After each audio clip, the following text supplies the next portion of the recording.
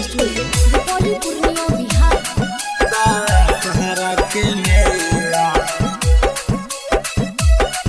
घुमा दे बसाली सहारा के मेला।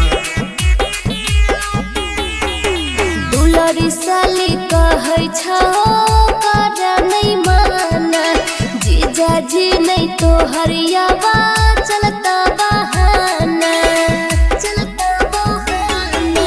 छोटा की साली कहै छौ कर नहीं माना, जीजाजी नहीं तो हरियावा चलता बहाना। ससुरा हमा यही बाया केला घुमा दे बसाली है सहारा के मेला। सखी के कही साथे रहेला घुमा दे बसाली है सहारा के मेला। सहारा के मेला घुमा दे बसाली है सहारा के मेला। Music by de Villiers.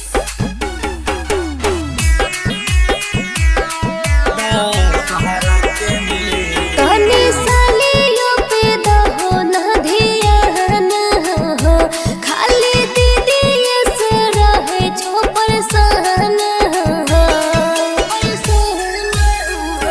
माना बात हमारा साले अबरियाई बहे, दुर्गा मैया के दर्शन कराई बहे।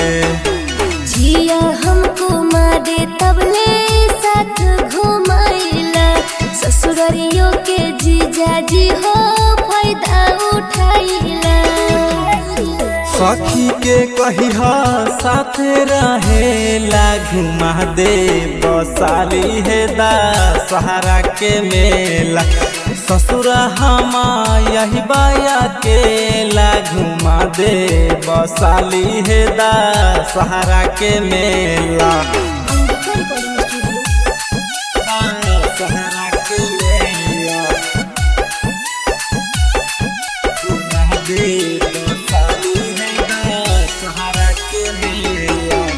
Music by de Villiers. सहारा के मेला। जाके पहिले चढ़ैबै प्रसाद हो, खुश रहबै मैया देथिन आशीर्वाद हो। तोरा ला चुनारी चढ़ाई देब भोरे भोरे, तब मिला तो दुल्हवा तोरा गोरे गोरे। राइटर मनीषवा छौ सबे झमेला, ईश्वर नीतीश कहौ साथ आबेला। ससुरा हमा यही बाया केला घुमा दे बसाली है सहारा के मेला।